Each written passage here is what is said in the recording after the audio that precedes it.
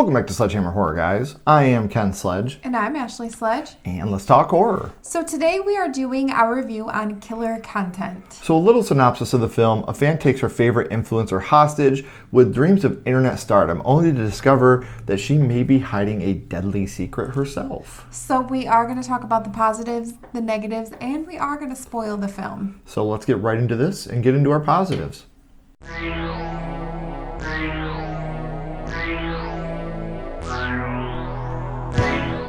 So some of our positives, it's very relatable, especially for an influencer to constantly check different comments, whether it be, good comments or bad comments, that a lot of times you have great, especially in our community, we have great people that say really great things, but there's always, the select few that like to say disgusting things and try to bring you down. And Subscriber count too. And subscriber count, absolutely. I know you're guilty of that. I'm terrible. I feel like it might make you crazy a little bit. Like I'm putting in all this work, stuff like that. So it's very relatable, especially for an influencer. Yeah. This definitely gives single white female meets the fanatic vibes. And I could say that the cast gives 150% into their characters. Yeah. They do everything they can and put their blood, sweat, and tears into this. So you got to give them kudos for that.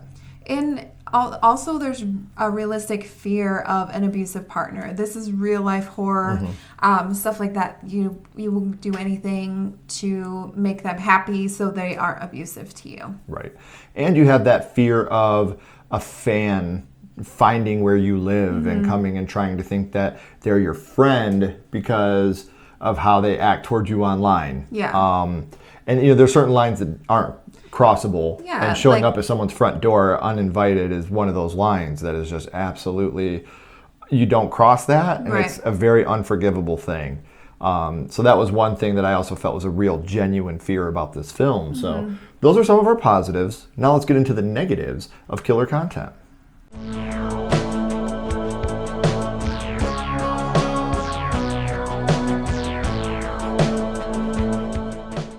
So some of our negatives, the dialogue at points seems so unrealistic, Cliche, I guess. To the point to where it doesn't seem real. Yeah, it very much so seems like something they just read from a script, and it was like, overly goofy. Yeah, you can tell when something feels real and when something doesn't. And some of the dialogue definitely seems fake. Right. Some of the worst character decisions of all time ever in the history of film take place in this movie. I can forgive a couple terrible character decisions every now and then. The ones in this are just extreme. It's like, why are you letting that person in your fucking house? After everything you've already been through, you're going to let this person in your house? Unforgivable. Absolutely. So that was another big negative for us. Also, why aren't you cleaning up your mess? There's a huge mess left in this house for the whole movie, and you're like, clean that up. It drives please. me, my OCD. I'm like, you still haven't got to your mess. And we'll talk about that in the spoilers for sure.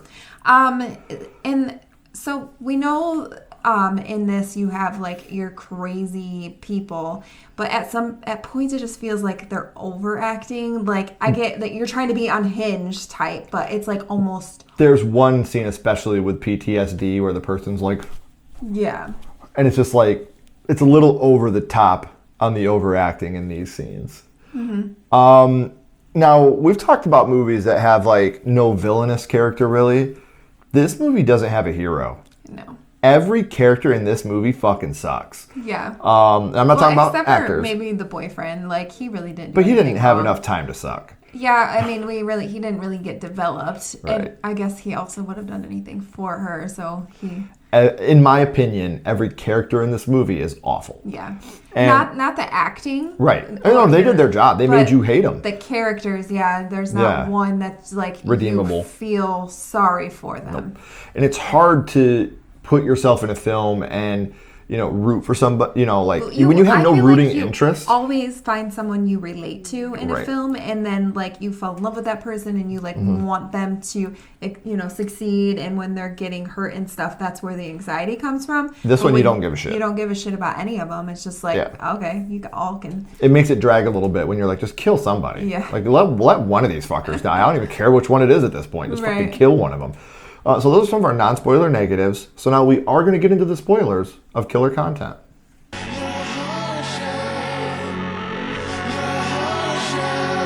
Alright guys, so we are going to start spoiling the film now.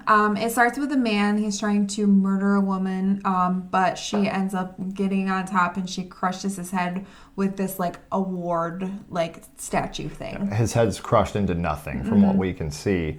So our character is Jexy Diamond, Jexy D. She's a social media influencer and she's the one that's recovering from this attack by this stalker to open the film. So she goes to her her grandma's Christmas cabin, and she like is trying to overcome, I don't know what happened to her. She like wants to be alone, but she ends up popping a bunch of pills and drinks a bunch of alcohol, and she like is trying to find herself but ends up overdosing and then wakes up next to a pile of puke that we just talked about a little bit ago that she never cleans up. Never cleans up. Like throughout the whole movie. Jexy D, girl, that's nasty. It looks like a pile of Lucky Charms. That's what I thought it was. Yeah. So a woman named Megan shows up. She's knocking at the door, and Jexy lets her in. And I'm like, dude, you just went through this with a stalker. Yeah. Like, you're out here recovering from murdering a fucking stalker, and you're gonna let this random person into your cabin because they made you feel a little bad? She felt bad for her because she wants to be famous too, and nobody is watching her content, and she just wants Jexy to take her under her wing. Yeah. But then Megan sees that she puked up all of those pills, and she literally goes crazy and tases she's like, I know what you tried to do because I did it too. You're supposed to be perfect. Yeah, because obviously her online is, someone different. Like, I'm perfect in every way. I would never do something like that. So then behind the scenes, she's not this perfect person that she is supposed to be. Right. And it just makes her go crazy. And so she teases her and knocks her out. And she wakes up the next day or later that day and she's bolted to the floor. And she's got like institutionalized bands on her arms, like those type of, I don't want to say handcuffs, but. Yeah, they're like soft cuffs. Like, yeah. That one. They're like soft cuffs. That's what I was going for. Yeah. So we find out that Megan was institutionalized also. We don't find out why yet. No, we don't find out why, but we know that she was institutionalized. And some nasty things happened to her by one of the guards that we won't get into. I'm sure you can imagine what we're talking about.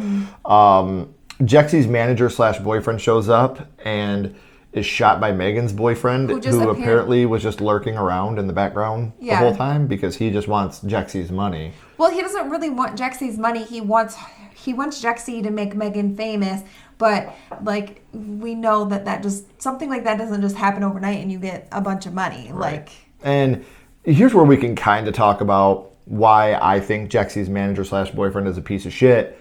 When Jexy killed that guy, that stalker, her boyfriend manager guy just buried him out in a hole somewhere. They never reported it, never called the cops, just went and buried the guy because they were scared of what it would do to Jexy's career. And you're a bad person to do that, in my opinion. Yeah. I mean, just my opinion, but I think if you do that, you're kind of a piece of shit. Yeah. So we find out that he's actually not dead from the shot. After being shot in the temple. He moves and starts spitting up a bunch of blood, and this is when Megan's his name is Donald, Megan's boyfriend's name, ends up suffocating him to death. Yeah, by holding his nose in his mouth. And he's like weirdly getting off on it. Like he's kind of happy he didn't die from the gunshot. So Megan's boyfriend tells her he's going to kill Jexy.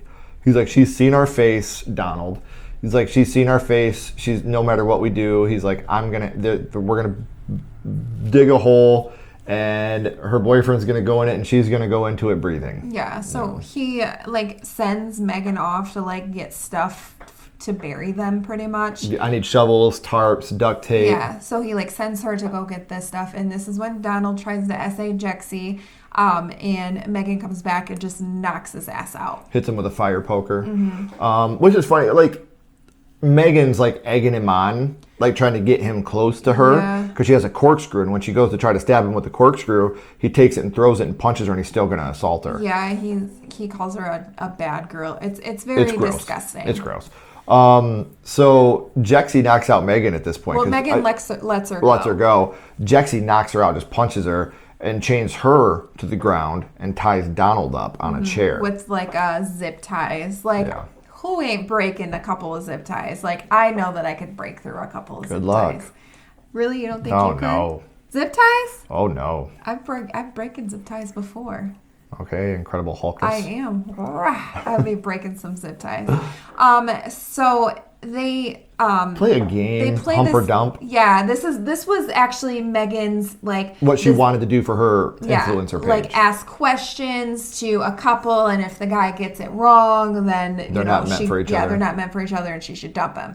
So that's when Jexy says, "Let's play this game with Megan and Donald. Megan, do you think that he actually knows or even gives a shit about And you?" he fails miserably. Does miserably. So she kills Donald. She kind of tortures him, like when he gets the answers wrong. Hits him in the foot with a hammer. Yep, and like Drills puts a into drill his through leg. his hand. I think it was. Was his hand or his leg? I thought it was his hand. Might She have been puts his the hand. hammer through his foot. Yeah. But anyway, she puts the claw of the hammer into the back of his head. Kills him. Yeah.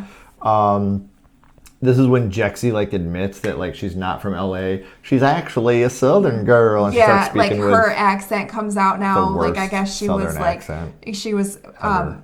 I don't know, like keeping it in before. Like that wasn't part of Jexy's like personality. So It sounds fucking ridiculous.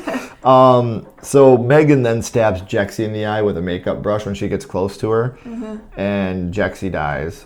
So now Donald's dead, Jexy's dead. and it like cuts to this like I don't like news report or something, and apparently Megan is like the biggest. You see the blonde hair, so you think maybe it's Jexy that like won the fight, but it's actually Megan with blonde hair. Now she's like the world's biggest influencer. She's writing a book about how she escaped this whole thing. But and what I'm confused about is like in the like news report, it was like talking about how she was a stalker, and you know Jexy was this big influencer, and her boyfriend was a killer. Like, how did she get away? I think that what they did here, honestly, because this is something we'll debate about, but I think that since dead men tell no tales, I think that Megan made it seem like Jexy and Donald were together, and she was the victim here, and they came after her.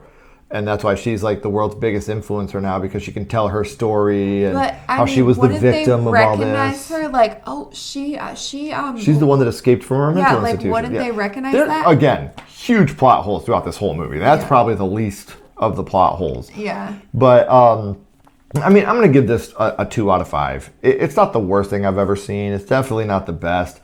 You could tell it's an indie film, and everybody that was involved gave 150% into everything they did. But it was just way too... There were moments in this movie where we were genuinely like, oh, come on, I'm fucking bored. But like I said, they made a movie, and even writing-wise, everybody gave 150%. So I'll give it a 2 out of 5. I think that's fair. I'll give it a 2 out of 5 as well.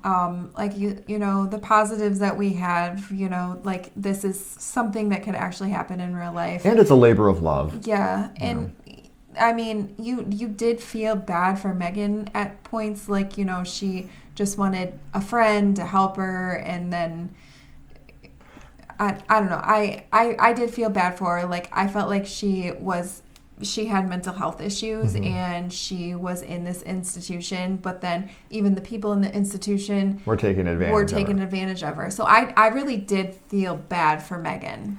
I did, until she tried to, barge into someone's life and kill them. Yeah. So, like I said, there's a lot. And I guess, Megan never wanted to kill her. I can say that. She didn't want to kill her, but at the same point, like, she tied her up in her own home.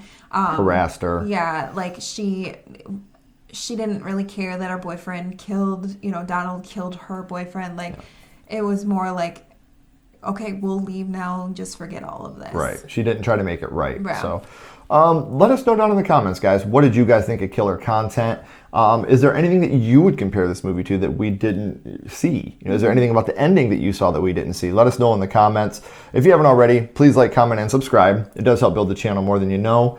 And follow Sledgehammer Horror on social media. Those links are in the description as well. But until next time, keep talking horror. Stay who you are. and we'll see you guys soon. Bye, guys.